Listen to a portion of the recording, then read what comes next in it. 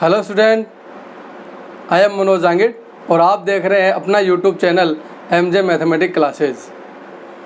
पिछले वीडियो में अपन ने डिटरमिनेंट्स के इंट्रोडक्शन के बारे में पढ़ा था और उसका कोई एक्सपेंशन पढ़ा था। आज अपन उसके आगे के बारे में माइनर कोफैक्टर और उसकी कुछ प्रॉपर्टीज़ है उसके बारे में पढ़ेंगे। तो चलो स्टार्ट करते हैं अपना वीडियो।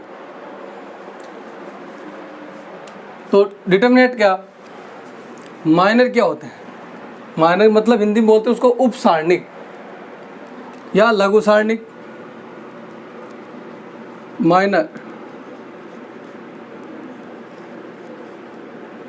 माइनर्स क्या होते हैं? जैसे अपने पास कोई एक डिटरमिनेंट्स है। क्या है? डिटरमिनेंट्स। मैं सपोज कर लेता हूँ एक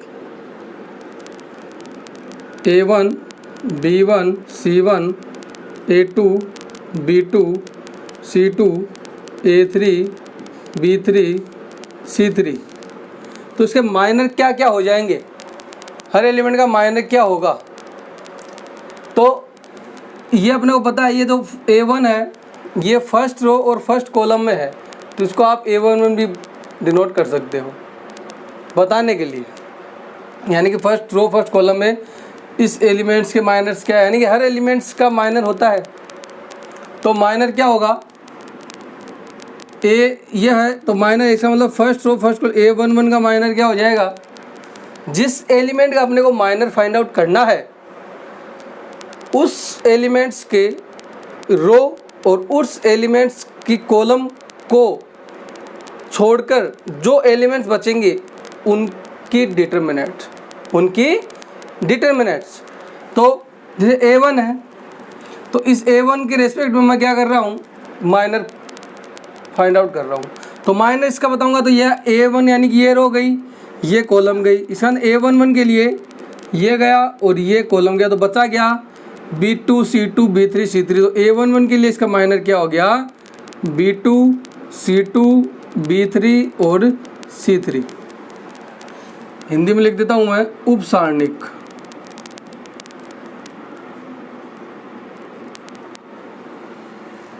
अब सिमिलर प्रोसेस के अंदर B के लिए, इसके लिए बात हो गई, इसके लिए मैं यहाँ पे इरेज कर देता हूँ।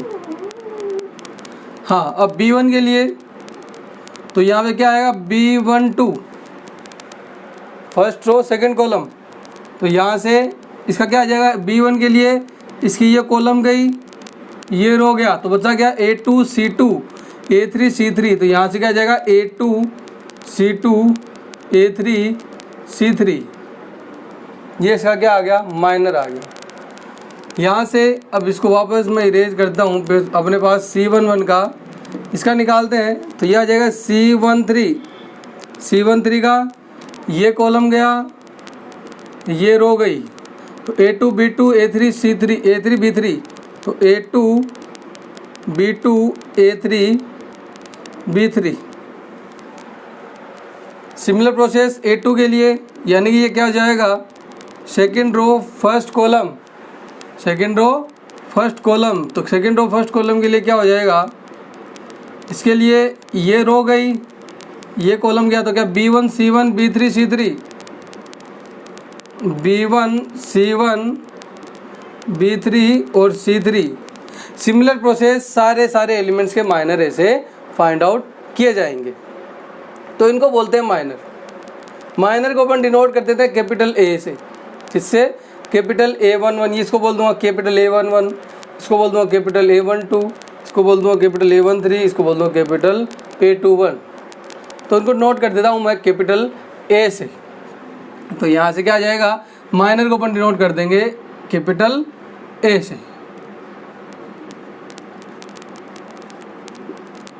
नोटेशन क्या हो जाएगा? Capital AIJ, capital AIJ। I समझ गए? I रो का नोटेशन, J कॉलम का। ये था माइनर।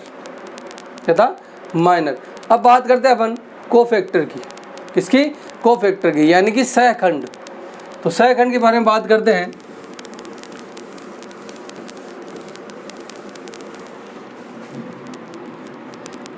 कोफैक्टर इसको बोलते हैं हिंदी में सेकंडज। अब सेकंडज और माइनर में क्या डिफरेंस है ये बात करेंगे। जो सेकंड है इसको कोई एफ से नोट करता है, कोई सी से कर देता है, अपनी अपनी मर्जी है, किससे भी नोट कर सकते हैं। जैसे उसको ए से कर दिया, तो यहाँ से जब किसी भी डिटरमिनेंट्स का अपने को कोफैक्टर फाइंड आउट करना है तो कैसे करेंगे। जैसे अपने पास कोई डिटरमिनेंट है A11 A1 B1 C1 A2 B2 C2 A3 B3 C3, ये अपने पास डिटरमिनेंट्स, अपने को कोफैक्टर निकालना है। तो कोफैक्टर का रूल क्या होता है, इसका रूल क्या होता है, इसको मैं सी से नोट कर रहा हूँ। सी आई जे इक्वल टू -1 की पावर आई प्लस जे -1 की पावर आई प्लस जे इंटू ए आई जे ए आई जे मतलब अभी बताया था माइनर का नोटेशन था ए आई जे मतलब इसका माइनर हर एलिमेंट, जिस एलिमेंट का माइनर निकाल रहे हो उसके मल्टीपल में -1 की पावर आई प्लस जे और करनी है। इसका मतलब आई और प्लस जे का सम और पावर करना किसका, -1 का। तो उससे अपने पास क्या आ जाएगा, कोफैक्टर आ जाएगा, सेकंडज आ जाएगा। अब इसमें डिफरेंस क्या हुआ, यहाँ पे तो खाली डायरेक्ट माइनर था और इसमें डिफरेंस क्या हो गया, खाली ये साइन का डिफरेंस हो गया कि साइन कहाँ प्लस आएगा और कहाँ माइनस आएगा। जैसे अपने फर्स्ट एलिमेंट के बारे में बातें करते हैं तो पहला एलिमेंट क्या है अपने पास 1 1, तो यहाँ क्या लिख दूंगा C11, तो यहाँ से क्या आ जाएगा -1 की पावर 1 + 1 ए आई जे के लिए इसका एलिमेंट, इसका सेकंड, इसका माइनर क्या आ जाएगा अपने पास B2 C2 B3 C3, तो यहाँ से -1 की पावर 2 की पावर -1 की पावर 2 पॉजिटिव, तो ये का यही रह जाएगा B3 C3। सेकंड का निकालते हैं C12, तो यहाँ से क्या आ जाएगा -1 की पावर 1 + 2 3, और यहाँ से इसका कोफैक्टर क्या ये गया, ये कॉलम गया तो बचा गया A2 C2 A3 C3, तो -1 की पावर 3 माइनस, तो यहाँ से क्या आ गया, ये आ गया -A2 C2 A3 और C3। तो ये इसका लिखने का तरीका आ गया।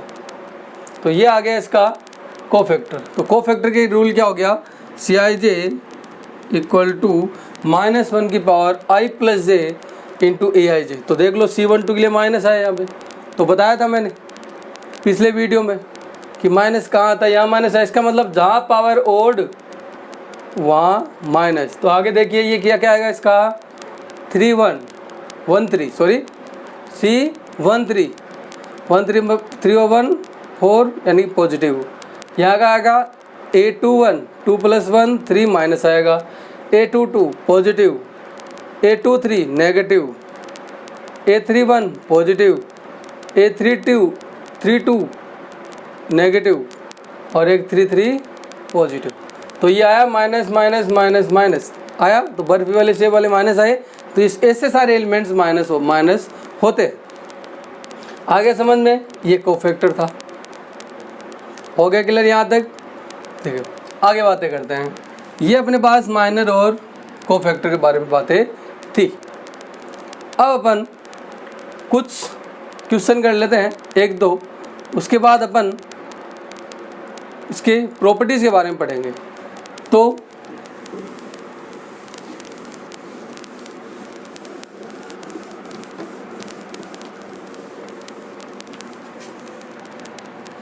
एक एग्जाम्पल अपने पास छोटा सा है, इजी सा। इफ डिफरेंस ऑफ ए के 2 4 8 equal to 0, if determinant equal to 0, then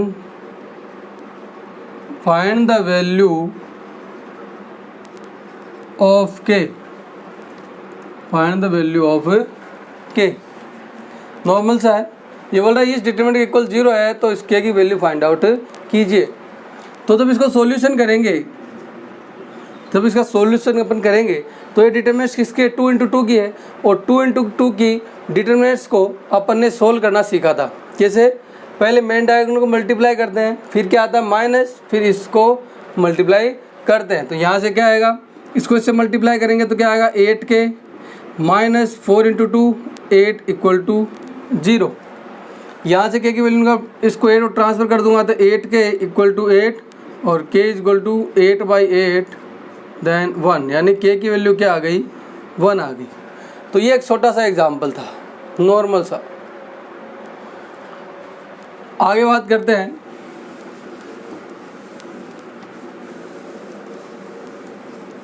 अपने को दे देगा if a = 1a a² 1b b², 1c c²। if a is then find the value of this, इसकी वैल्यू निकालो, यानी कि एक्सपेंड कर दो, सोल्व कर दो इसको। तो इसकी वैल्यू निकालेंगे तो क्या आएगा, ये कितने ऑर्डर की है 3 × 3 ऑर्डर की डिटरमिनेंट्स है। इसको आप क्या कर सकते हैं, एक्सपेंड कर सकते हैं, आराम से एक्सपेंड कर सकते हैं। जैसे मैंने आपको बताया था एक्सपेंड करने का तरीका 3 × 3 को।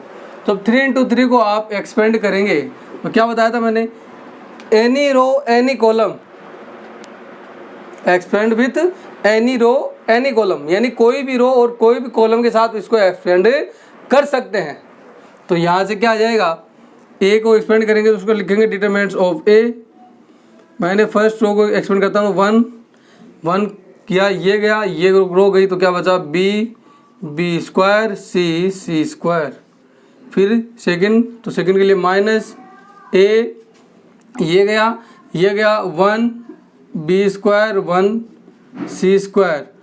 Third a², third column first row तो 1b 1c, तो यहाँ से क्या आ जाएगा bc², ये क्या आ जाएगा माइनस का cb² minus a c² minus b² plus का a², यहाँ से क्या c माइनस b, तो यहाँ से क्या आ जाएगा bc² माइनस cb²। इसको अंदर मल्टीप्लाई करते तो माइनस का ac², इस माइनस से प्लस ab², इससे हो जाएगा प्लस का a²c और यहाँ से a²b। कुछ कट रहा है क्या, a² b² कुछ भी नहीं कट रहा। तो ये इसका फाइनल रिजल्ट हो गया। तो एक छोटा सा क्वेश्चन था, नॉर्मल सा। अब बात करते हैं अपन प्रॉपर्टीज ऑफ डिटरमिनेंट्स। तो उससे पहले एक छोटी सी बात और कर लेते हैं, वो है स्केलर मल्टीप्लिकेशन ऑफ डिटरमिनेंट्स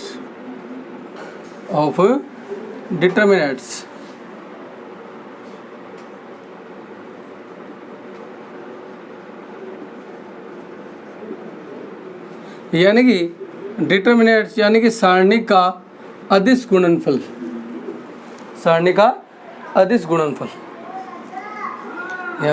तो यहाँ से अपन करेंगे तो किसी भी अपन जब अदिश से किसी सारणी को मल्टीप्लाई करेंगे तो उसमें क्या होता है, जब मैट्रिक्स में मल्टीप्लाई करते थे तो उस अदिश से जब किसी मैट्रिक्स को मल्टीप्लाई करते तो वो जो अदिश है वो उस मैट्रिक्स से सारे एलिमेंट से मल्टीप्लाई होता।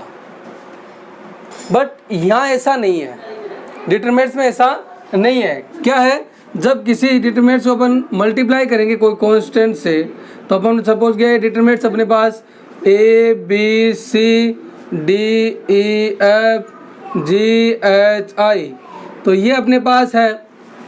तो इसको मैं कोई कांस्टेंट से मल्टीप्लाई करता हूँ, तो सपोज किया मेरे को फाइंड आउट करना है के ए। तो यहाँ पे है कि इसमें डिटरमिनेंट्स में क्या होता है, ये जो कांस्टेंट है वो या तो किसी भी रो से मल्टीप्लाई हो सकता है या किसी एक कॉलम से, या किसी एक रो से या किसी एक कॉलम से। ये ऐसा नहीं है कि जो के है वो हर एलिमेंट से मल्टीप्लाई हो जाएगा एज ए मैट्रिक्स, नहीं। इसमें क्या होता है, ये के जो कांस्टेंट है वो या तो किसी एक रो से मल्टीप्लाई होगा, रो के एलिमेंट से मल्टीप्लाई होगा, या किसी एक कॉलम के एलिमेंट से मल्टीप्लाई होगा। तो वहाँ से क्या आएगा, तो इसको लिख सकता हूँ, या तो मैं ऐसे लिख सकता हूँ K B K C D E F G H I, या सेकेंड वर्ड और मैं क्या लिख सकता हूँ, यदि कॉलम से मल्टीप्लाई करें तो K D K G B E H C F I. तो ये इसका scalar multiplication of a determinant होता है। तो मल्टीप्लाई स्केलर का मल्टीप्लिकेशन ये होता है डिटर्मिनेंट्स के साथ।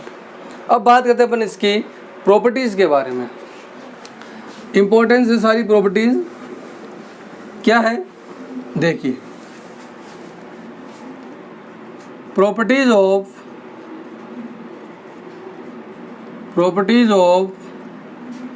डिटर्मिनेंट्स।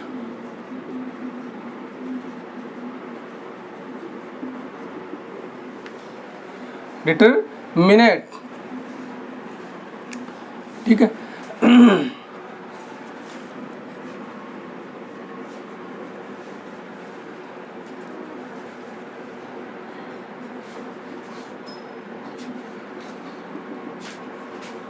इसकी पहली प्रॉपर्टी है, क्या है, यह है कि determinants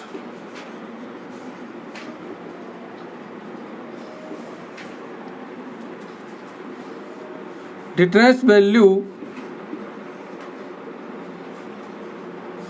does not change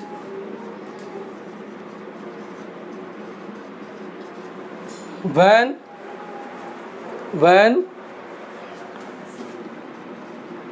row and column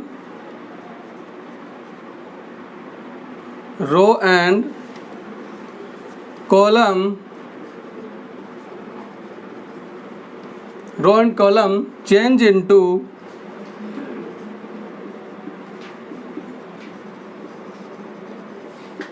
column and row. यानी कि जब कोई भी, यानी कि जैसे अपन मैट्रिक्स का ट्रांसपोज करते थे, तब मैट्रिक्स को ट्रांसपोज करते अपने को नई मैट्रिक्स आती थी। तो बट इसके अंदर क्या होता है, जब अपने डिटरमिनेंट्स को चेंज करते हैं, उसके रो और कॉलम को चेंज करते हैं, तो इसकी वैल्यू में कोई फर्क नहीं पड़ता। ये होती है डिटर्मिनेंट्स। यानी कि सीधी सी बात है, यदि ये कोई डिटर्मिनेंट्स अपने पास del A B C D E F G H I, ये कोई डिटर्मिनेंट्स है, यदि इसको मैं चेंज कर दूं, ये लिख दूं, इसकी कोई वैल्यू आएगी। तो और यहाँ से इसको चेंज कर दूं, मैं इसको रो कॉलम बना दूं, तो A B C D E F G H I, और इसकी कोई वैल्यू आएगी, तो दोनों की वैल्यू हमेशा क्या आएगी, सेम आएगी। उनकी वैल्यू में कुछ भी चेंज नहीं आएगा। तो ये इसका रिजल्ट होता है पहली प्रॉपर्टी का। सेकंड प्रॉपर्टी है कि आप जब कोई सेकंड प्रॉपर्टी है कि कोई भी डिटरमिनेंट्स की एनी टू रो, यानी कोई भी दो रो और दो कॉलम को आप एनी टू रो और टू कॉलम्स यदि आप उनको चेंज करते हैं, इंटरचेंज करते हैं, तो उसके रिजल्ट में जो चेंजेज आता है वो खाली एक साइन का आता है। जैसे कोई अपने पास डिटरमिनेंट्स है A B C D E F G H I, ये अपने पास डिटरमिनेंट्स है और इसका कुछ ना कुछ रिजल्ट है। अब यदि मैं इसमें से कोई दो रो कोई दो कॉलम को मैं इंटरचेंज कर देता हूँ, यानी इनको चेंज कर दूँ, तो नई मेरे पास डिटरमिनेंट बन जाएगी। क्या, जैसे मैंने दो रो को चेंज किया, फर्स्ट और सेकंड को, तो ये D E F A B C G H I, तो इसका जो रिजल्ट आएगा उसमें माइनस का फर्क आएगा, तो इसमें माइनस का फर्क आएगा। तो ये है इसका सेकंड प्रॉपर्टी। थर्ड प्रॉपर्टी अपने पास क्या है? थर्ड प्रॉपर्टी है, सेकंड हो गई अपने पास, थर्ड है यदि कोई भी दो वैल्यू यानी कि दो रो या दो कॉलम यदि सेम टू सेम है डिटरमिनेंट्स के अंदर, कोई भी दो रो और कोई भी दो कॉलम, जैसे ये कोई डेल अपने पास डिटरमिनेंट्स है, जैसे दो रो सेम है ए बी सी और ये डी ई एफ, यानी कोई भी दो रो कोई दो कॉलम सेम है, तो इसका जो रिजल्ट आएगा वो हमेशा क्या आएगा? जीरो आएगा। क्या आएगा? जीरो आएगा। इसका रिजल्ट हमेशा क्या आएगा? जीरो आएगा। फोर्थ प्रॉपर्टी है अपने पास, फोर्थ प्रॉपर्टी क्या है कि यदि कोई डेल यानी कोई डिटरमिनेंट्स की कोई रो और या कोई कॉलम यदि उसके सारे एलिमेंट जीरो है, कोई रो या कोई कॉलम कि उसके सारे एलिमेंट जीरो है, जैसे 0 0 0 A B C D E F, यदि कोई रो कोई कॉलम के एलिमेंट्स यदि सारे के सारे जीरो है तो उसका रिजल्ट भी हमेशा क्या आएगा? जीरो ही आएगा। तो ये कितनी प्रॉपर्टी होगी? 4। पहली प्रॉपर्टी क्या थी? Determinants values does not change when row and column change into the column and row. यदि रो और कॉलम को आप चेंज करते हो यानी ट्रांसपोज करते हो, सीधी सी बात ये है, तो उसकी वैल्यू में कोई चेंज नहीं आता। दूसरी क्या थी कि तब दो रो और दो कॉलम को आप चेंज करोगे, दो रो और दो कॉलम को आपस में चेंज करोगे तो उसकी वैल्यू में क्या फर्क आएगा? माइनस का फर्क आएगा। तीसरी है कि जब कोई भी डिटरमिनेंट्स के अंदर दो रो या दो कॉलम में से कुछ भी सेम हो, दोनों दो रो यानी कि पहली दूसरी पहली कोई भी दो रो और कोई भी दो कॉलम यदि सेम है तो उसमें उसका रिजल्ट क्या होता है? जीरो होता है। चौथी प्रॉपर्टी क्या है? यदि किसी डिटरमिनेंट्स के कोई भी कॉलम या कोई रो के सारे एलिमेंट, एक रो एक कॉलम के सारे एलिमेंट्स क्या हो? जीरो हो, सारे एलिमेंट्स जीरो हो, तो उसका रिजल्ट क्या होता है? जीरो होता है। नेक्स्ट प्रॉपर्टी है, 4 प्रॉपर्टी होगी थी। फिफ्थ प्रॉपर्टी अपनी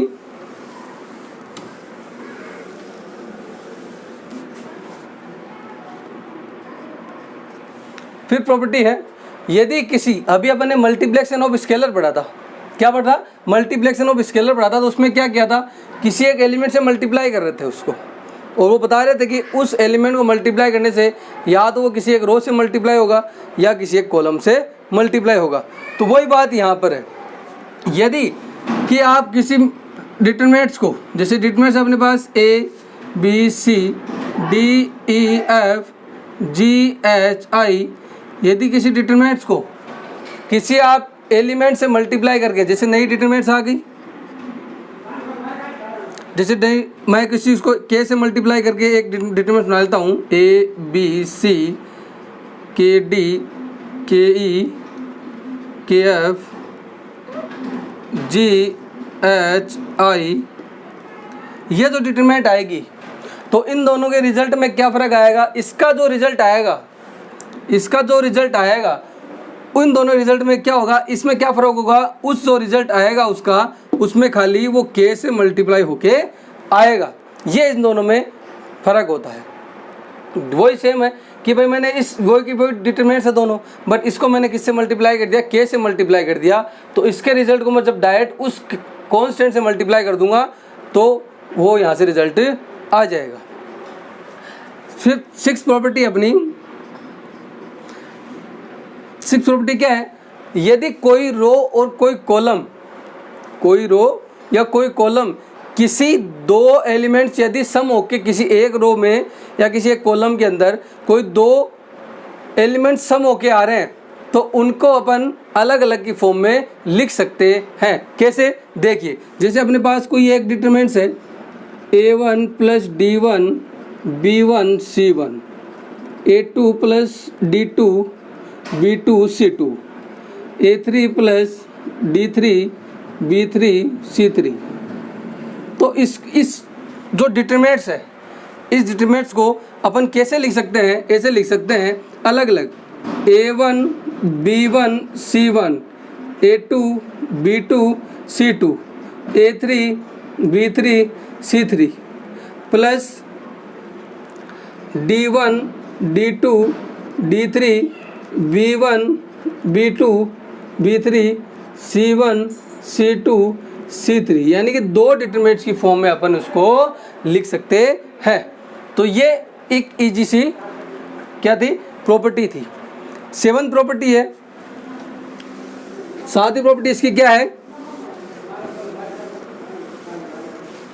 7वीं अपनी प्रॉपर्टी है क्या कि यदि कोई डिटरमिनेंट्स अपने पास है, अपने पास कोई डिटरमिनेंट्स है A1 B1 C1 A2 B2 C2 A3 B3 C3, यदि कोई डिटरमिनेंट्स अपने पास है तो इसको यदि मैं किसी ECI से अपने पास किसी भी रो को मैं एक यदि थर्ड रो ले लूँ, सेकंड कॉलम ले लूँ, सेकंड कॉलम ले लिया, थर्ड कॉलम ले लिया, या सेकंड रो थर्ड कुछ भी, यदि किसी भी कॉलम को किसी कॉलम को किसी एलिमेंट से मल्टीप्लाई करके यदि मैं किसी रो या किसी कॉलम में ऐड कर दूं और फिर उसको एक्सपेंड करूं तो इसके रिजल्ट में कुछ फ़र्क नहीं आएगा। यानी कि जैसे मैंने कोई नई डिटरमिनेंट्स बनाई, क्या इसको मैं किसी एक एलिमेंट से मल्टीप्लाई करके इसमें ऐड कर रहा हूँ, यानी कि A1 प्लस के C1,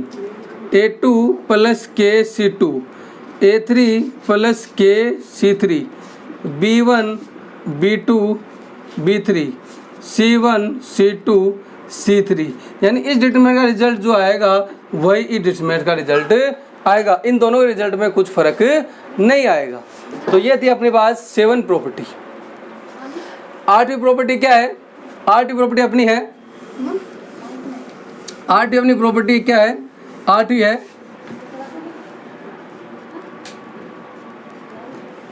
प्रॉपर्टी अपने पास क्या है, जैसे कोई डेल डिटरमिनेंट्स है।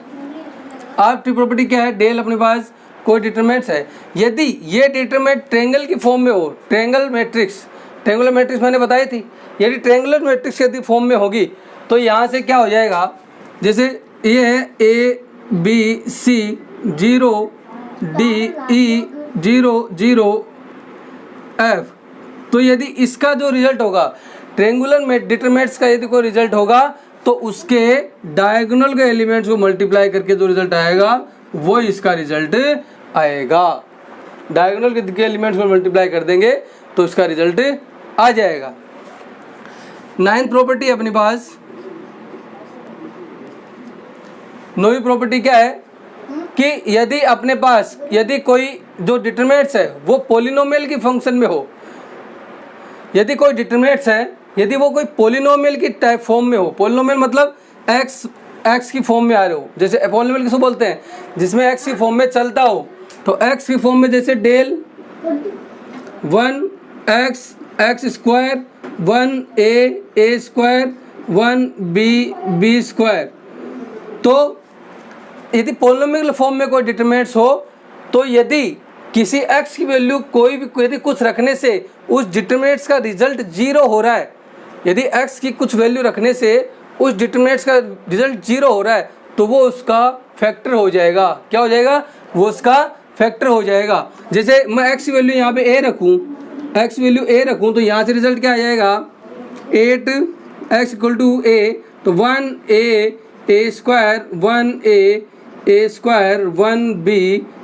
स्क्वायर, तो इसका रिजल्ट क्या हो रहा है 0 हो रहा है। इसका मतलब x - a इसका क्या हो गया, एक फैक्टर हो गया। अब आप बोलोगे सर x बराबर b पे भी हो रहा है, वेरी गुड, तो x = b 8, x = b 1b square 1a square 1b square, और इसका रिजल्ट भी इस पर 0 हो रहा, तो ये x - b भी क्या हो गया, इसके फैक्टर हो गया, यानी ये और ये दोनों इसके फैक्टर हो गए, तो ये इसका रिजल्ट होता है। लास्ट प्रॉपर्टी है 10वीं अपने पास क्या है, लास्ट प्रॉपर्टी क्या है 10वीं अपने पास, 10वीं प्रॉपर्टी कहती है कि यदि किसी डिटरमिनेंट्स के अपन ने कोफैक्टर माइनर निकालने देखे थे। यदि मैं किसी जैसे A B C D E F G H I, यदि मैं इसको एक्सपेंड करूं तो अपन डिटरमिनेंट रिजल्ट कैसे निकालते हैं? इसको एक्सपेंशन करके। इसको एक्सपेंड करने का तरीका बता रहे। 10th प्रॉपर्टी बोलती है कि कहती है कि भाई जब आप किसी एलिमेंट का आप जब कोफैक्टर निकाल रहे हो, क्या निकाल रहे हो? कोफैक्टर, तो आप उस एलिमेंट का कोफैक्टर ना लेके किसी अदर एलिमेंट का कोफैक्टर से उसको मल्टीप्लाई करा रहे हो, तो उसके रिजल्ट में उसका रिजल्ट क्या आएगा? 0 आएगा। कैसे? जैसे ए को मैंने इसका रिजल्ट निकाल रहा हूँ मैं डेल का, तो ए है तो इसका कोफैक्टर क्या होता है? इसका आप लिखते हो, उसे एक्सपेंड करते हो तो ये रो छोड़ दो, ये कॉलम छोड़ दो और ये ई एफ एच आई लेते हो। अपने को ये नहीं लेना, ये बोल रहा है किसी एलिमेंट का जब उसका कोफैक्टर ना लेके किसी दूसरे एलिमेंट का कोफैक्टर लो तो उसका रिजल्ट हमेशा क्या होता है? उस डिटरमिनेंट्स का 0 आता है। जैसे ए लिया तो इसका कोफैक्टर ई एफ होता है, तो मैं इसका कोफैक्टर ना लेके डी का कोफैक्टर लेता हूँ इसको मल्टीप्लाई करके, तो डी का कोफैक्टर ये होगा, तो क्या आएगा? B C H I. अब मैं यहाँ से ले रहा हूँ -b, अब मैं इसका b का कोफैक्टर ना लेके उस b को किसी तीसरे के कोफैक्टर से मल्टीप्लाई करता हूँ, e के कोफैक्टर मल्टीप्लाई किया तो ये गया, तो यहाँ से क्या आएगा? D F G I plus का c, और c का कोफैक्टर मैं एफ का कोफैक्टर लिखता हूँ, तो ये गया, तो क्या आएगा? A B G H. यानी कि पर्टिकुलर जिससे अपन एक्सपेंड कर रहे हैं उसका कोफैक्टर ना लेके किसी तीसरे रो या कॉलम के एलिमेंट का कोफैक्टर से मल्टीप्लाई करेंगे तो इसका रिजल्ट हमेशा क्या आएगा? 0 आएगा। तो ये अपने पास प्रॉपर्टीज थी डिटरमिनेंट्स की, ये यहाँ तक ख़त्म हो जाती है। इसके बाद में अपन ऑपरेशंस ऑफ डिटरमिनेंट्स पढ़ेंगे, उसके बाद अपन क्वेश्चन करेंगे। या यदि किसी को परेशानी है कुछ भी तो आप कमेंट के द्वारा बताइए। चैनल को लाइक, सब्सक्राइब और शेयर करते रहिए जिससे और भी बच्चों को फ़ायदा होता रहे। धन्यवाद।